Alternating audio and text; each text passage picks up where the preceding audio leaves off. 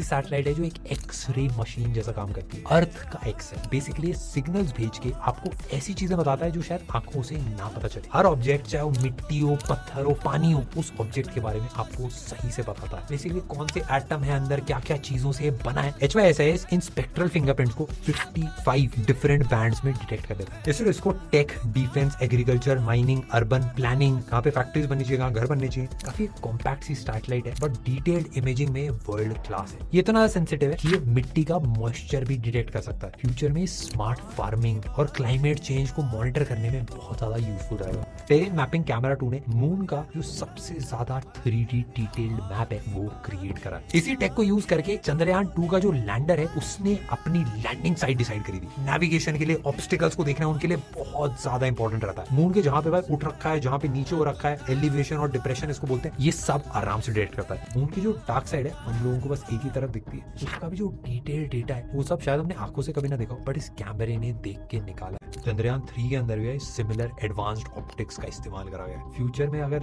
Mars पे base face बनाए जाते हैं तो उनकी प्लानिंग के लिए भाई इसी का इस्तेमाल करा जाता है। ऐसे भाई स्पेस में भी CCTV वाले सैटेलाइट रॉकेट उड़ा रहे हो तो उसके रास्ते में कोई पत्थर तो नहीं आ गया, कोई एस्ट्रॉइड तो नहीं आ गया। इन सब से बचा के उड़ाना होता है रॉकेट को। स्पेस में अभी तक 30,000 से भी ज्यादा जंक पीसेस, रैंडम कचरा घूम रहा है। इसमें से काफी सारे तो हमने ही भेजे हैं। रॉकेट के पार्ट्स हैं, डेड सैटेलाइट्स हैं, स्क्रूज, पेंट चिप्स, सब कुछ। इन सबको ट्रैक करने के लिए इसरो ने बनाया SSA टूल्स, जिससे स्पेस का ट्रैफिक पूरा कंट्रोल करा जा सकता है। SSA का बेसिकली काम क्या है कि किस ऑर्बिट में अलग अलग घूमते रहते हैं ना, उसमें क्या घूम रहा है, कितनी स्पीड से घूम रहा है और किस एरिया में, उस सभी ट्रैक कर लेता है। ये बेसिकली स्पेस ट्रैफिक पुलिस जैसा है कि कहीं एक्सीडेंट होने वाला हो तो पहले से ही बताता है। इसरो का जो नेत्र प्रोग्राम है वो भी इसी के अंदर आता है। इसका फुल फॉर्म है network for space object tracking. इसमें बेसिकली AI, डेटा एनालिटिक्स का बहुत ज्यादा हेवी यूज होता है। सैटेलाइट के पाथ्स प्रेडिक्ट करता है, एक्सीडेंट्स अवॉइड करता है। एंड इंडिया के जो डिफेंस सैटेलाइट्स हैं उनको भी प्रोटेक्ट करना जरूरी होता है भाई, जो स्पेस में चीजें घूम रही